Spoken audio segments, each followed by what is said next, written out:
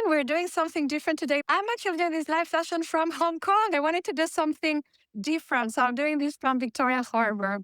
And the reason why I'm doing something different is because I want to make sure that we try new things and that we take risks. I don't have a script. I don't really have a clear guideline, of what I'm going to say, but I do have a message that I want to share with you today, which is about how to create and grow your digital business and how to help you with your digital products. Earlier this year, I talked about the keyword for your year, and I'd like you to think of what is the keyword that you want for your year.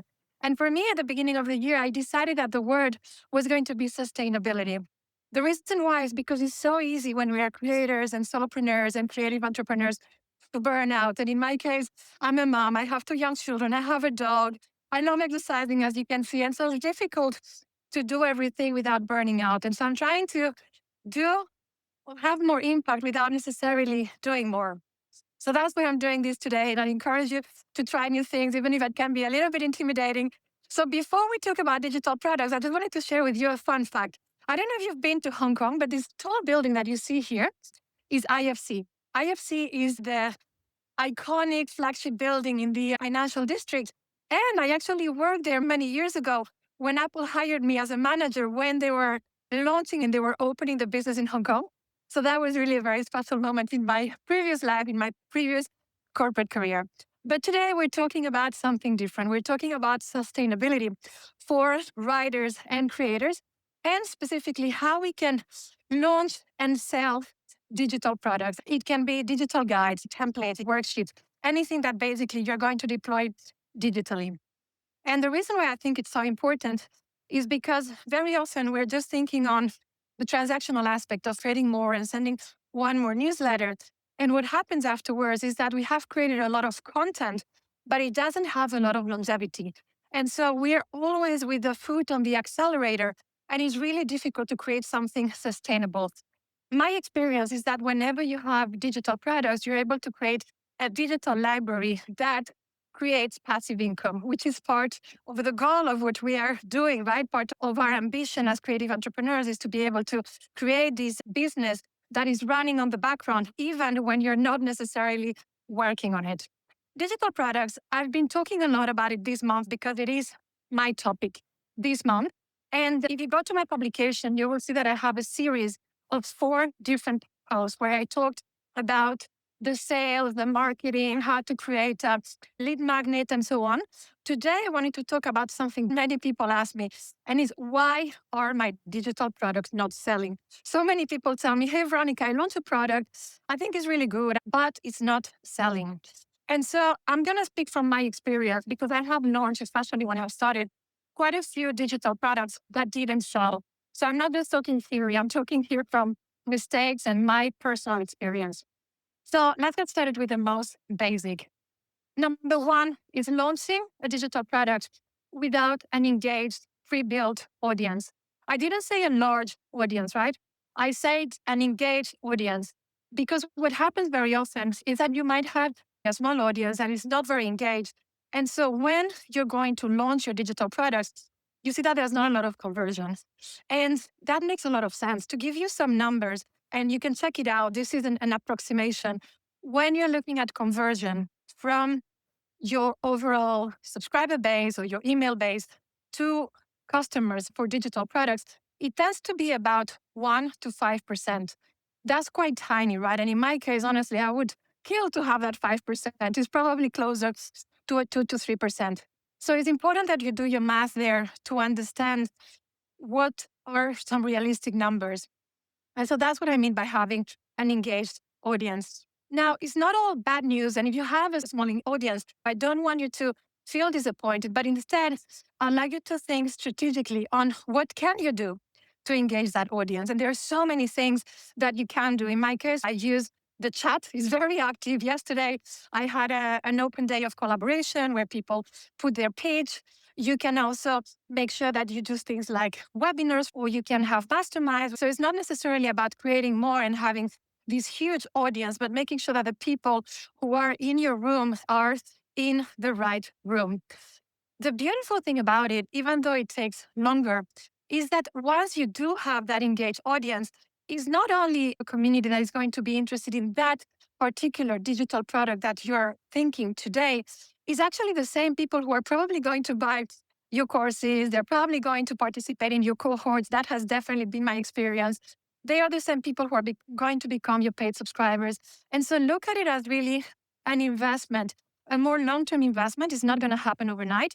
It took me 3 years to get to where I am today with a bit over 10,000 subscribers. And I really mean the point of having an engaged community. In fact, last week, I just deleted 500 subscribers because they were not active. They hadn't opened an email in the last 6 months. I don't want to have an empty shell. I don't want to have an audience. I really want to build a community. So, how that this encourages you to think about building that community first and then serving them the food, right? Serving them the amazing dish, the amazing product that you're going to create.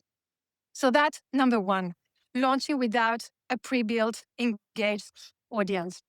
Number two is not validating a product. I don't know how many of you have done this of launching a product without asking. You think that something is great, you might have a problem for yourself that you want to solve, but you don't really ask people in your community. And so as a result, when you launch that product, you realize that a lot of people like it and might put hearts and they encourage you, but no one actually buys it. I made that mistake as well. And honestly, validating a product is free. So there are many ways that you can do this.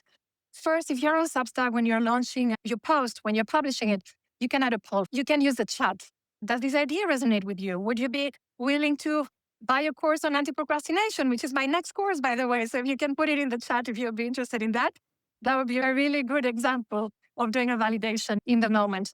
And another way that works very well is pick 10 people. Doesn't have to be 20, but pick 10 people and have a one-to-one validation. Like, hey, do you think this is a good idea? This price, do you think it makes sense for you? Is it too expensive? Is it too low? What do you think is missing here? So get input from 10 people who you think are potential customers and hear from them. Because honestly, there's nothing more demoralizing, and I've been there, than launching something and then no one wants it. My mom has a restaurant. I always talk about it. And imagine if you're cooking this beautiful meal and then you serve it to people and they tell you, oh, I'm not hungry or I don't eat meat. So think about that, right? Think about validating and making sure that before you start cooking, before the chef goes into the kitchen, you actually know what your guests want. So number two is validation. So we've covered two now. Not having a pre-built audience. And the second one that we just talked about is not validating. Now, there's a third one that, again, I think when we're starting, we all tend to fall for it, and it's going too cheap. And by the way, I'm going to do a little pause because it's just such a beautiful harbor. I want to make sure you get the opportunity to see it all. So that's Kowloon on the other side, and here is Hong Kong Island. So the third one is going too cheap. And honestly, I believe that this has more to do with the mindset than with strategy. How many of you have launched your first product either for free or an ebook for $199 or a course that was just $9? Do the math. It's actually really hard to do something scalable and sustainable if you're going to play the volumes game. You can totally do it, but not with a small audience. Just do the numbers. It just doesn't work. $9 product, you're going to need 100 people to make $900. Many of my products don't even sell to 100 people. And so very often we go too low because we have these mental limitations. We think that maybe we're not an expert enough or we don't have enough experience. If you're going to have something that is very cheap, then use it more as a lead magnet, for example, that then opens the appetite for something bigger. So for example, and I'm just going to make this one up, I'm now building my course, The Anti-Procrastinator. So that's going to be a more expensive course, maybe around $128 if what I have in mind. I could have something that is very cheap, like for a $9 quiz for you to find out your procrastinator type. That might be $9. And then what I might do is I might give it to you for free. Even though it has a price, I would actually set a price and then give you a discount, because the perception of getting something that has value for free is very different from saying, hey, I'm giving you something that has no price, therefore that has no value. So my point here is, while there is no number, you can be very strategic with the price point that you set. Something that I found very interesting is that anything that is below $20 is a very good formula for unprofitability unless you already have a large built-in audience. So my tip here about price is really do the numbers because it's not a surprise. I shared before, if you're going to have a conversion of around 1 to 5% and you have an audience of around 1,000, there go your numbers. So don't be afraid to charge higher. Every time I've increased my prices for whatever it was, founding membership, for my courses, for even my keynote as a public speaker, I was mortified. And guess what? It's still sold. You're just going to be more targeted in the people that you're going to attract. So that's the number one, making sure that don't go too cheap and you build that confidence, you build that strength to say, hey, my product, my service has value. So it's time to evict that imposter. And the final one is no sales or marketing. I don't know if you've done this, but when I started, I would launch a product, mention it perhaps in a note, put it on a Substack post, maybe mentioning on LinkedIn and hope that it would attract clients or students. And then guess what? It didn't. I always go back to the marketing rule of seven because it does work and it is true that people have to see you, your brand, your product 7 times at least, probably more, to build that trust before they are ready to purchase your product or to become your student. And now the challenge here that I really struggle with is then how do you keep a balance between selling and making sure that people are aware, but without overselling? Because you don't want to be that person who is bombarding your community with a sale. And there are a few things that you can do, and this is more tactical, but I like you to think about it and then you make your own strategy. There is evergreen digital touch points that you can leverage. For example, your welcome email. In your welcome email, I talk about my story. I mention what the lemon tree is all about. And then at the bottom, if I'm going to launch something or if I just publish a book, for example, I might put it in my welcome email. In fact, I have a lead magnet in my welcome email so that people have an incentive to subscribe. So that's a very subtle, non-invasive way of letting people know what you're selling, what is your offer. So that's one.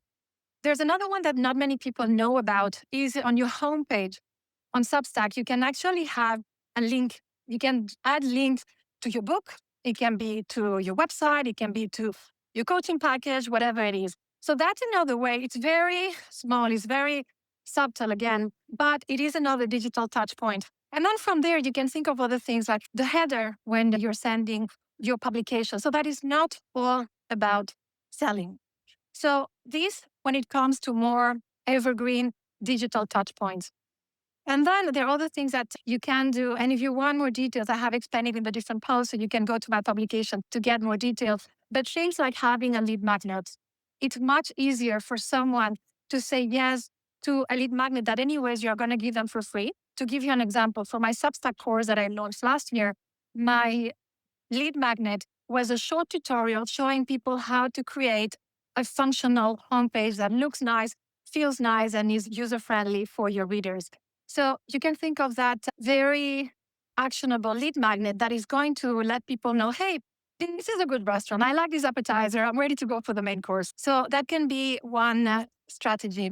And the other one that I think works really well is having an email marketing sequence.